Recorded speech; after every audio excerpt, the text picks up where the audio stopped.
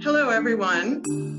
My name is Caroline Hoxby, and I'm a senior fellow at the Hoover Institution, and I want to welcome you to Hoover Capital Conversations.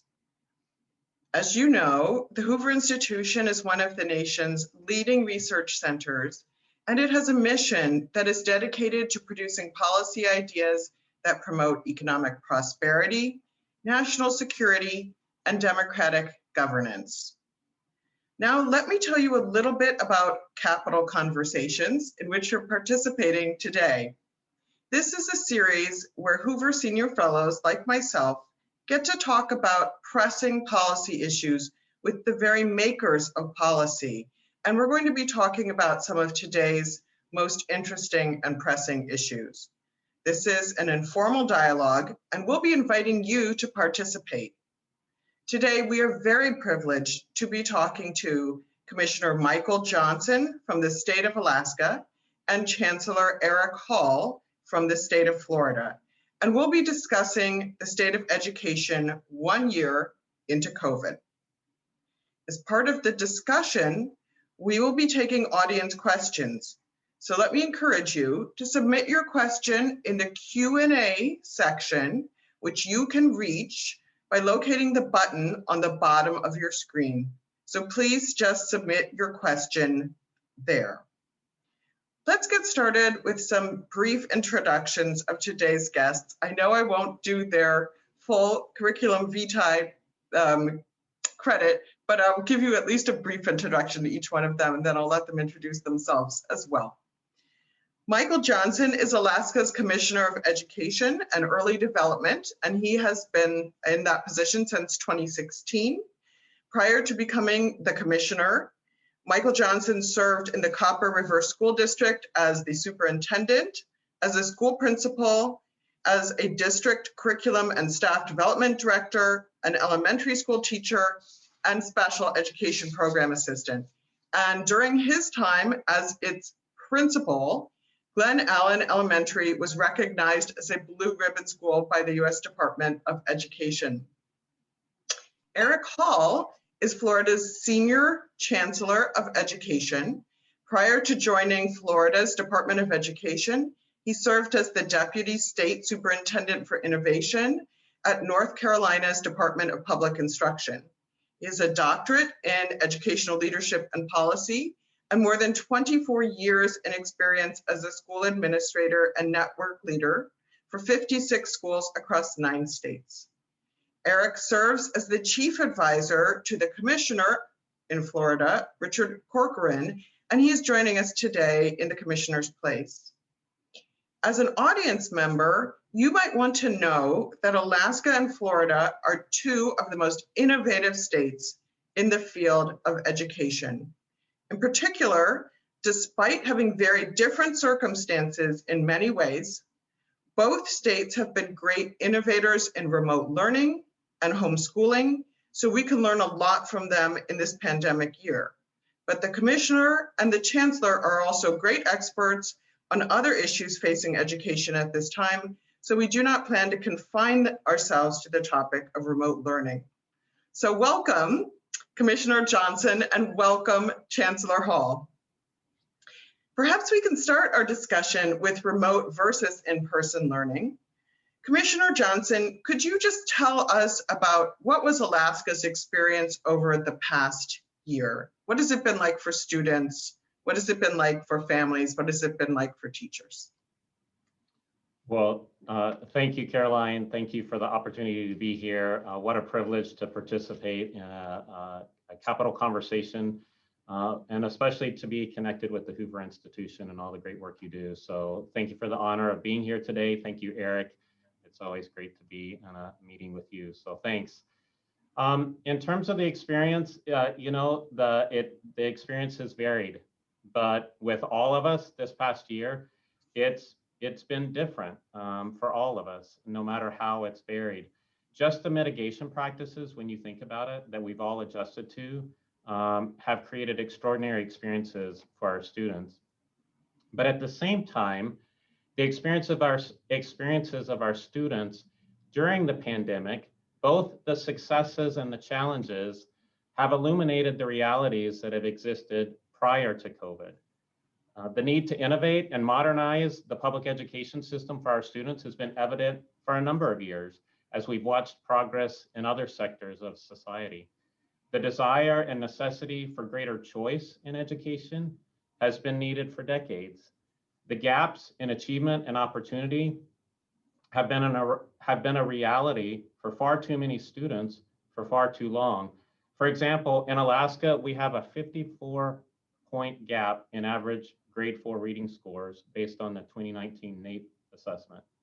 So though there have absolutely been unique elements of this past year, the variety of ways students have experienced instruction during the pandemic are more of a reminder and a call to action than any brand new problem we've experienced over the past year. We should only be satisfied, not just when we return to in-person learning, but we should only be satisfied when every student has the opportunity to receive an excellent education every single day. Well, something that you just said reminded me of the saying, I'm not going to get it exactly right, that whenever you have a bit of a disaster, you realize that you need to do some sort of the equivalent of a home renovation, right?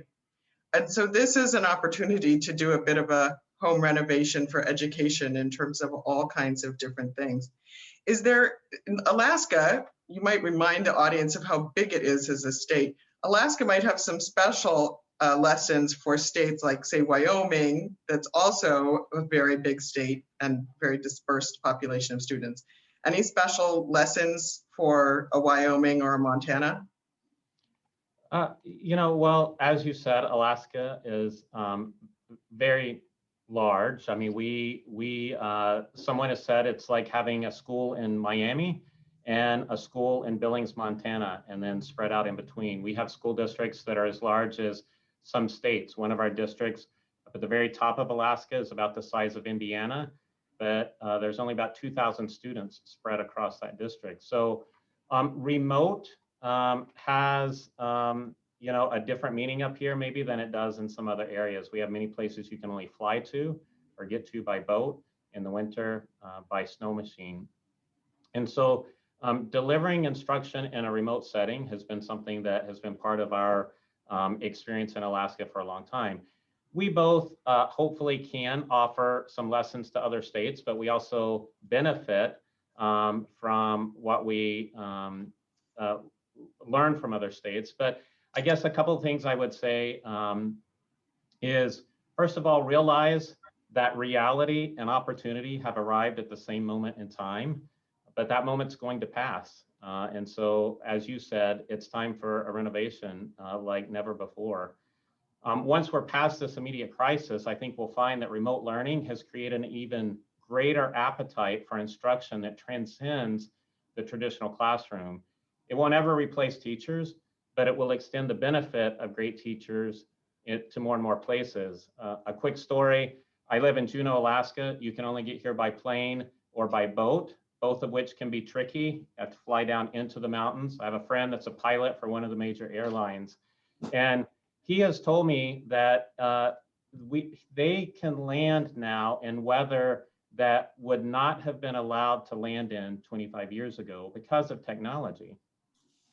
That technology has extended the benefit of that pilot into conditions that they weren't able to land in before. It has not replaced the pilots. The need for great pilots remains, but it has been able to extend their skills in ways that we couldn't before. That's true for teachers too. Technology will never replace teachers, but it does allow us to extend great instruction and the benefit of great teachers into situations we weren't able to before, and for more students and for more needs that students have going forward. So this is a moment in time where opportunity and reality should force us to renovate and take advantage of some of the things we've been talking about for a long time. So let me ask the same question essentially of the Chancellor. What has Florida's experience been like over the past year? And what advice would you give to a state that has less experience with remote learning than Florida has, since Florida has a very famous virtual school? Well, I appreciate that, and definitely appreciate the commissioner's comments as well. I think the lived experiences that we've seen this past year has done a lot to help us realize the strengths and the assets that our each of our unique states have in place already, kind of going into this pandemic, and then what are a Florida virtual school. Almost 2 decades of that experience has helped us to look at how districts locally who have franchise models of virtual school options, and Florida is, of course, not unfamiliar with emergency management. We've experienced hurricanes, and we've just had to figure out how do we broaden some of those learned experiences across an entire state to deploy some of these strategies. And that's where, again, our virtual school systems, again, the state one, as well as the local ones, helped us to make a really, I would say, an efficient pivot back on March 13th of last year, and move, what was about 100,000 students or so that were taking advantage of virtual school models, and moving nearly 3 million students and educators and school leaders into this distance learning framework. And what we learned through that is that, yes, we had systems in place, we had supports, but we also knew that was not a model that was going to meet the needs of all students. And so we took, very urgent steps to say, okay, in order to empower parents and empower families to make choices that were in the best benefit of their child, our governor, our commissioner, the leadership in our state stepped forward very boldly to say, okay, we're going to take the science and the research and the evidence and look at how we come forward with an order that was going to put conditions in place for all schools in our state to reopen at the beginning of the school year. And we did that back in August. So that was about creating, again, more choices. Now, that didn't mean that every child had to come to a brick and mortar setting, but it required that all districts, in exchange for being able to create, funding flexibility to keep our districts and our schools whole financially during that period of time, we made that pivot so that, again, schools would be open, parents would have choices that were, all aligned to what was in the best benefit of each individual child in our state.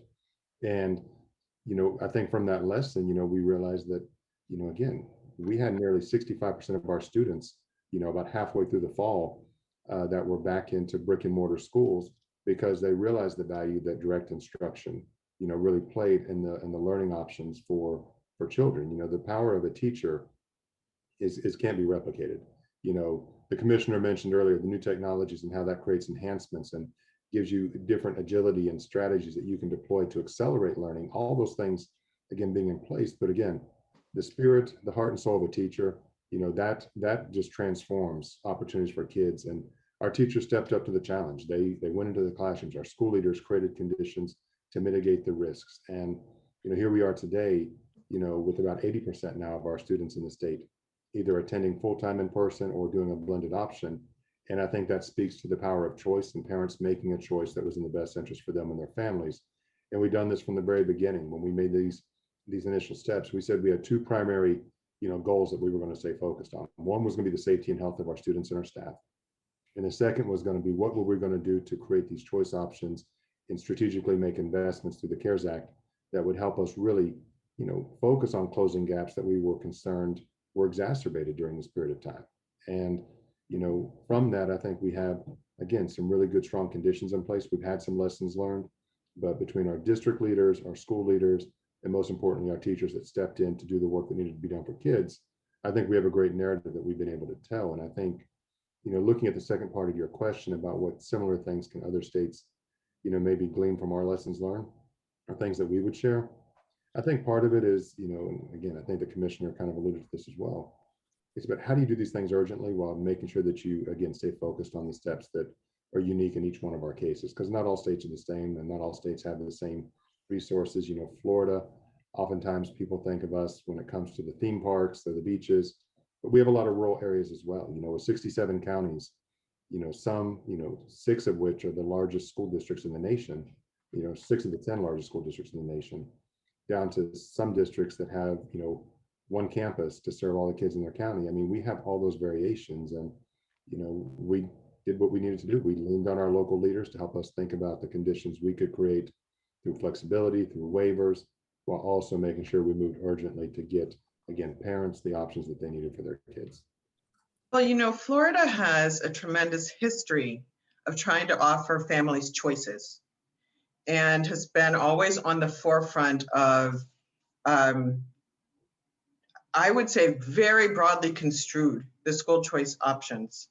And so all kinds of different options private schools for students with disabilities, the virtual school, school choice within a school district, charter schools, all kinds of things. Florida has always been sort of on the cutting edge. And I think maybe that habit of mind almost has been helpful in the pandemic, because Florida's habituated to the idea that parents and families can make good use of choices. Completely agree. And I think that, the power of choice is that, again, it's empowering that parent to look at what's in the best interest, and whether that was pre-pandemic or during the pandemic.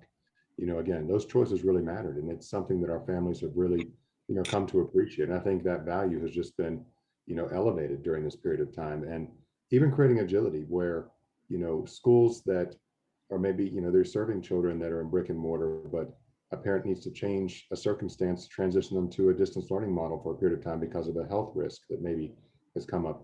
That kind of agility and that kind of choice, I think, has really empowered our parents in a very strong way. But I think overwhelmingly what we have seen over and over is that, again, the power and the influence of putting a great teacher directly in front of a child in a classroom, building not only those social supports and those learning supports, but also just, again, creating that environment for good, strong socialization, and that our students feel connected to a school community.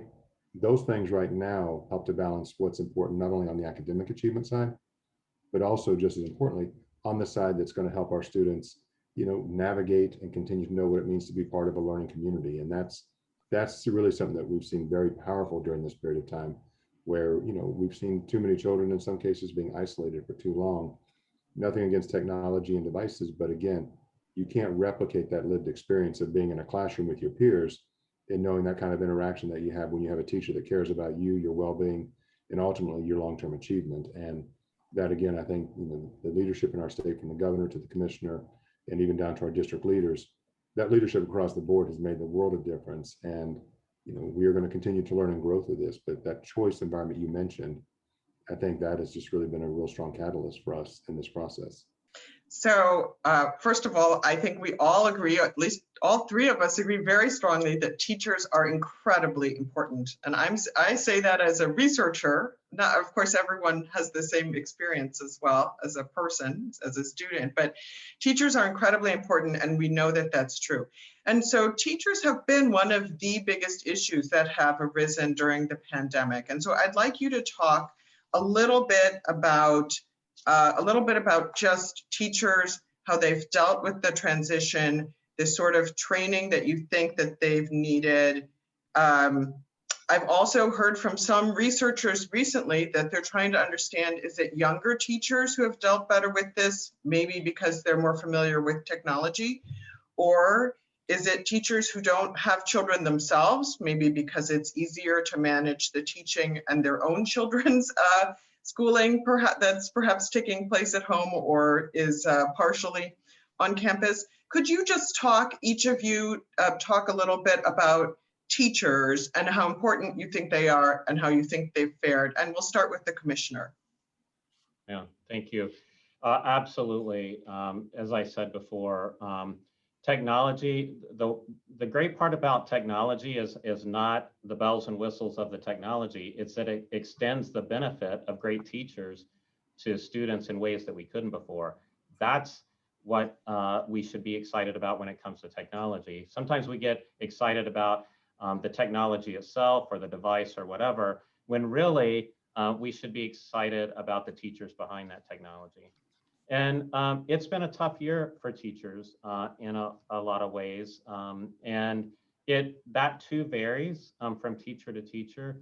We have, for example, we are working with our teachers in the state to establish training regarding using remote learning. So that's part of our partnership with Florida Virtual School. Their training in that area, the feedback we get from teachers that go through the Florida Virtual School training on how to deliver remotely is fantastic. They love it. But we also have teachers in a community in rural Alaska, small single site district, where there's not enough bandwidth to use technology that way.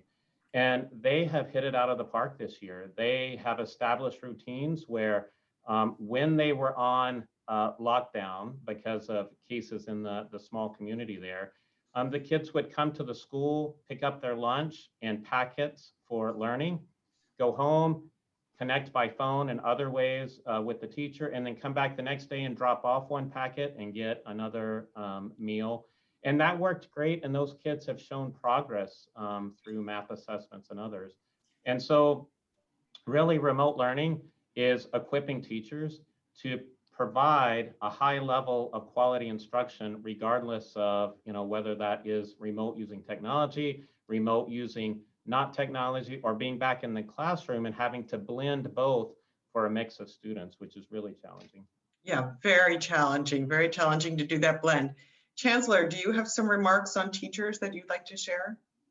Well, considering that both of my parents are public school teachers, my dad is still teaching to this day, and my wife works in the public school system as a school social worker. And so for us, I get to hear about it both at work and at home. So it's always very fascinating to understand those lived experiences. And, I would say, we came out of the gate with a couple of things. And, when we were navigating this back in, again, last spring, and I go back to that March 13th and the pivot that we were making, I think one of the things that we did in Florida that really talked about the power and the need for supporting our teachers really came from our governor and our legislature, who made a historic investment at that period of time, even in the midst of all the budget, questions and all the unanswered questions that we had, globally about the pandemic at that point.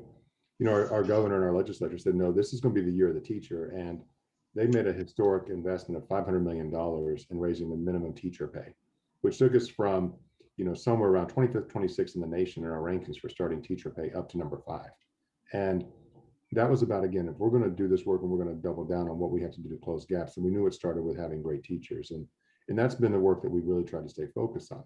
In addition to that, when you talk about training teachers for this kind of new way of maybe teaching, if you're used to being a teacher who's in a direct instruction model with teachers right there working hand in hand with students, I think the big thing is, we had to get them conditioned to using things like Florida Virtual School. So we reprioritized some of our Title II funds at the state level to give incentives for teachers to go and get trained on that platform. We worked hand in hand with our local districts to help teachers. Again, if we need to have flexibility, we deployed additional devices statewide with reprioritized funding. Again, we try to use any and every tool that we had available to make sure that we, wrapped our supports around teachers, who in turn we knew would wrap those supports around kids. And I think that, again, for us has really paid off. And I would just echo what the commissioner said too. I mean, again, you support your teachers. The teachers are agile. They're doing the things they need to in order to support kids. And we need to continue to recognize that, even coming out of this pandemic, that it's been teachers that have made the world of difference in helping kids during this period of time. So I'm going to switch topics now to talking about families, because I know that's been a big issue during the pandemic too. But I do want to leave some time to talk about school finances and how money has been spent during the pandemic. So we'll make sure that we get to that. And I can see that some of the questions that are coming up in the Q&A are about that. Okay. After teachers, probably the other biggest issue that has arisen is families and how they are coping with trying to do learning from home or trying to be partners to their schools. I think a lot of families have learned a lot about their own children during the pandemic and what goes on in school. So I guess what I'd like to ask each of you is, could you tell us about families who you think have maybe benefited from, or ways in which families may have benefited from the pandemic, or ways in which some families may have really lost out from the pandemic? And I think I'll start with the commissioner again, if that's okay. Yeah, that's fine. Thank you. I guess, families that have struggled have been related to, their economic well-being for one issue, and that is, when both parents worked outside the home and suddenly their jobs continued, but the students were not able to go to school in some of our locations. We've had some schools open the entire year. In our urban areas has been the more difficult challenges. So that's been very difficult for those families to manage that. Secondly, I would say just the stress of, being concerned about your own child, and are they making progress? How is this impacting them socially, emotionally, and academically? That's been a burden and a challenge for families. Not that they weren't concerned about all those things before, but the pandemic just illuminated that in a way that made it difficult. We've heard from some families, though, that have experienced homeschooling for the first time because of the pandemic and have found it something that they really enjoy. An example, I talked to one mom recently. She has two children, one in middle school, one in elementary. One of them thrived on the at-home learning and being able to move farther, faster, and some of those kind of benefits. The other one really missed the interaction with other students and didn't do as well. And so as she ponders next school year, she's trying to figure out, how do I accommodate both? How do I really experience a hybrid kind of a model when it comes to education? And I think that for families across the country, they're still experiencing all this. So, you know, they need time to think about it. But I wonder, once we're past the crisis, if we'll find that there's a greater appetite for flexibility that expands the walls of the classroom beyond the school building. And the challenges for the public education system, especially, is to figure out how to meet families where they're going to be at once they process all that's happened and what they want for their child going into hopefully a more normal school year. Yeah, I agree with you that I suspect families will be wanting to have more flexibility. Having been forced to learn flexibility, they may want to have more flexibility permanently. Chancellor, some thoughts on families during this pandemic year and education? Definitely, we hear that quite a bit as well, that, parents had this insight into a child's classroom now by, being there to support them as they're navigating everything from Zoom to, doing work through the different platforms that were out there. And, you can't ever underestimate the power of parental support and engagement in the process. But at the same time, I think part of our concern is that some of our most vulnerable students were the ones that were, in some cases, maybe not having that full access to the supports that, we would want every child in the state to be able to have, whether that's because of access to, internet, whether that's access to any other additional supports that may or may not be available. And I think for us, that's where we figured, like, probably sound like a stuck record, but you want to help students, you help parents by having the choices that they need based on their own unique circumstances. And I think that's where we try to continue to stay grounded through this, so that, again, the parent that felt like they were being very successful in using the platforms that were made available, we worked with districts to make sure that, throughout each of our emergency orders in this process, that they were looking at progress monitoring data for their children. And if a child was not making adequate progress, the district had to engage then with the parent to say, look, your child's not making the progress that's needed. Can we look at another learning modality to see if that's a better impact? And so we really fostered that narrative, I think, throughout the entire process. You hear me talk about these emergency orders. The one that we did back in August was about getting schools all open for these choice options. The second order that we did in November to prepare for the second half of the school year was all about, let's look at the data, let's look at the information, and use that to really drive the informed decisions and empower parents with information about the performance of their child at this point in time. So if you had your child staying at home and they weren't growing, how do we engage with parents in a very intentional way to say, okay, look, let's see what we can do to change the circumstance for your child's long-term success.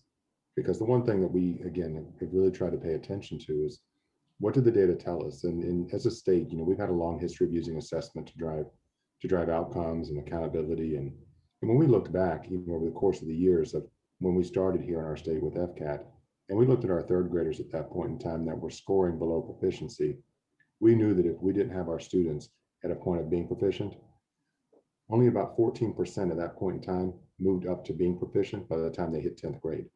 So that means we had too many kids that were not ever getting to the point of excelling above that third grade rate. So that's where we had to use that data information to really drive urgency in our conversations with parents, with our school leaders and district leaders, to say, no, let's make sure we use this information. Yes, empower parents, work with parents, and where these options are working, support that.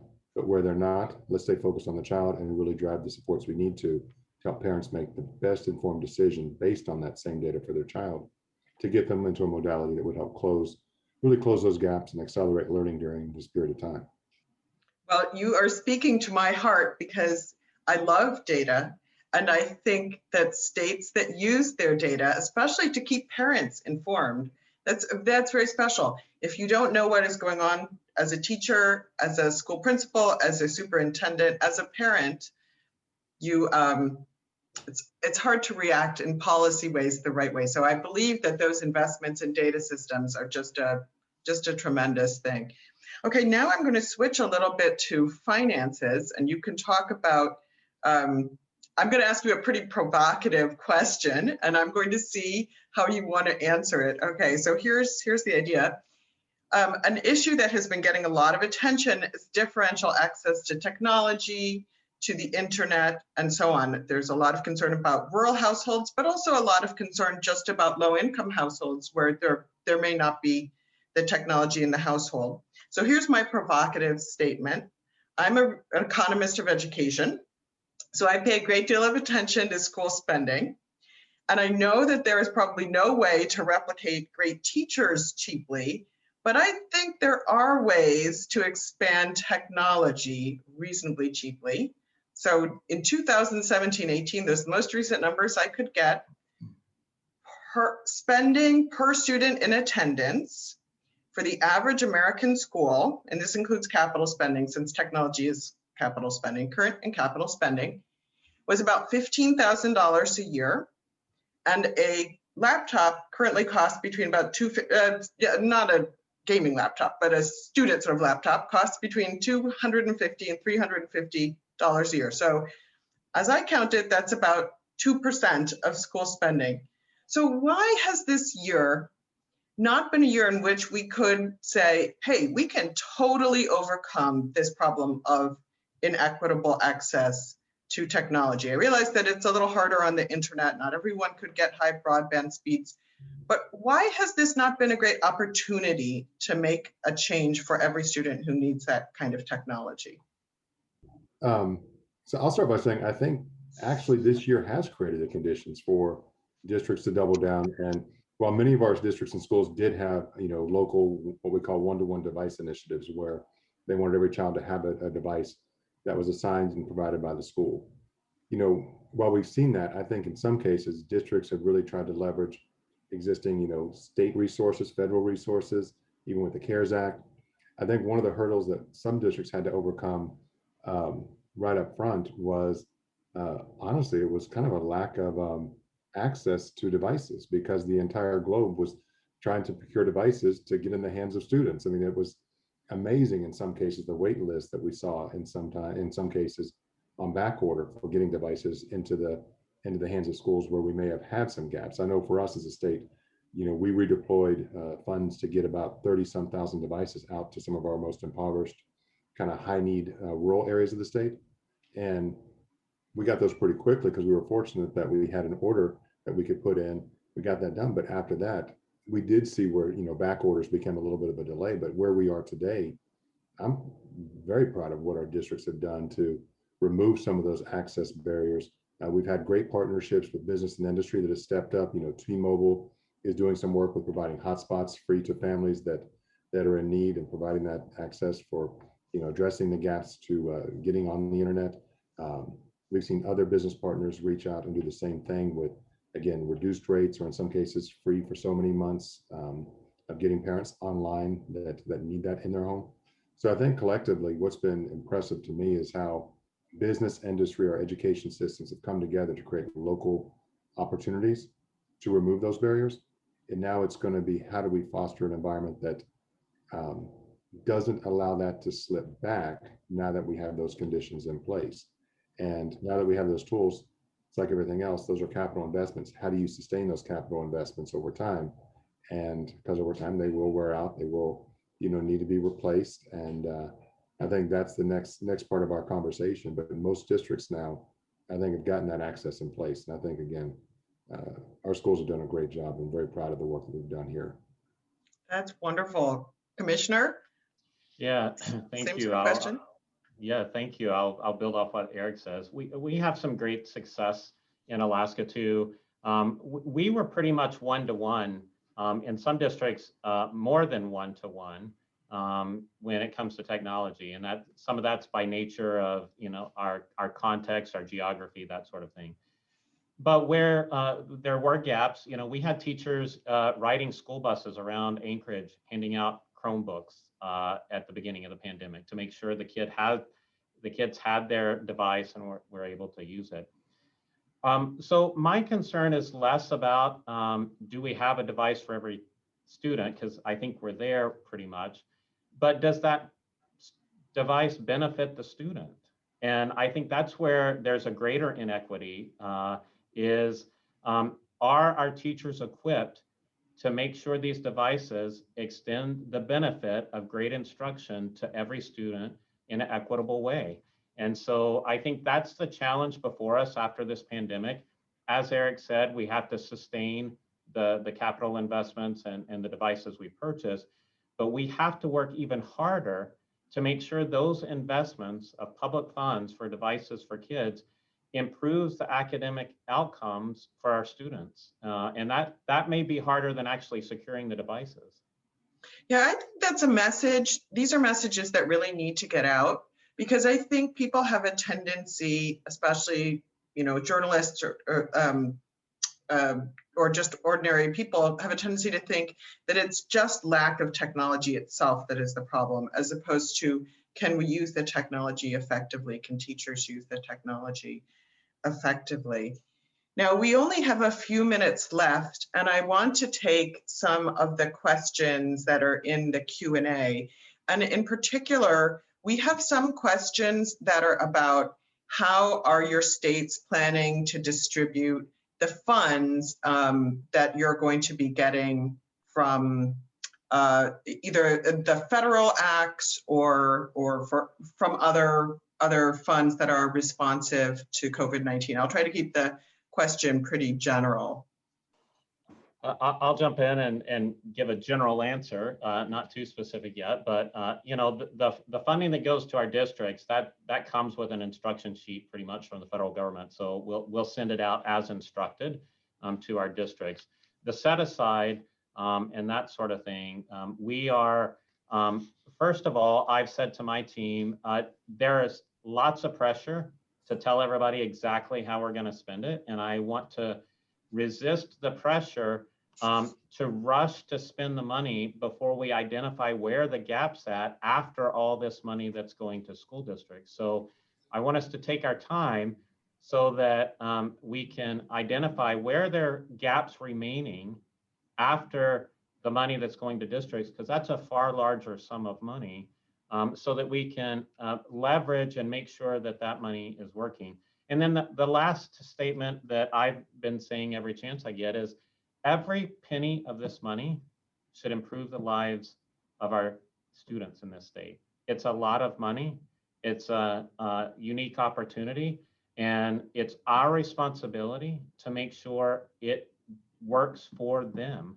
So that's going to take thought, collaboration, working together, transparency, a very public process to allocate those funds in districts and the state. But I hope what I keep saying to folks is think 5 years down the road.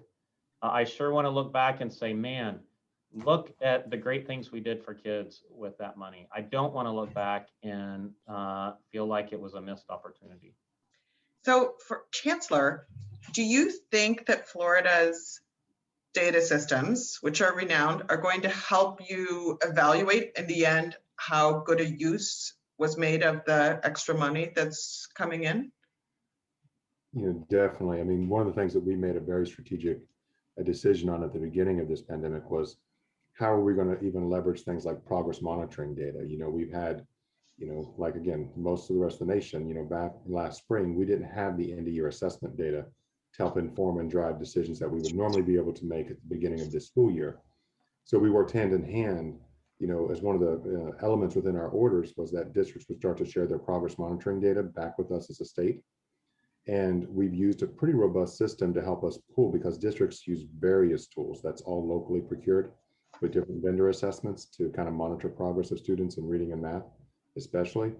So it's probably the largest collection we've ever done of that kind of progress monitoring. And so that's our interim data that's helping us look at where we have gaps currently. And we've been using that data to deploy additional resources. Like part of our CARES Act money, we hired 20 additional regional literacy directors that are working locally with our districts on the implementation of the science of reading, using that same data to help inform decision-making at the classroom level, the school level, district level, and even maybe at the regional level. So throughout this, we haven't like taken this pause on using data to make informed decisions. We've said, what data do we have available now? How do we use that to inform immediate attention and interventions around the things that we need to do? And we've also done this, I think, in a very coordinated way. One of the things that, we've been very fortunate is that, at our Department of Education, we have everything from our Office of Early Learning all the way up to our post-secondary state college system. And when we designed our strategy, we did it in a very coordinated way. So it wasn't like, what did we just do in K-12? It's no, what are we doing to make sure we've got kindergarten readiness on the front end of our system, and used funds to help really support. At one point back in April, we had over half of our childcare centers closed in the state. And because of the way we did our investments to get childcare centers open and create those early conditions for learning, we were able to get, now we're like 99, almost 99.2% of our childcare centers are open and able to serve families.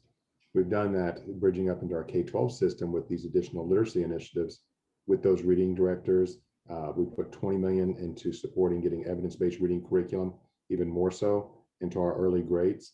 That in conjunction with using this data for progress monitoring to make those informed decisions, and then using data in the meantime, even with enrollment data in our post-secondary institutions, and our coordinated efforts with the leadership of our governor using the GEARS funds to help do things like rapid credentials so that we could upskill our workforce to get back in as we were seeing industry shifts, especially knowing we had so much impact on tourism over the past year. So all those conditions collectively, going back to your question on data, it's how do we use the data now to inform the investments and strategies that we need to use to help address any emerging gaps that could come from this pandemic.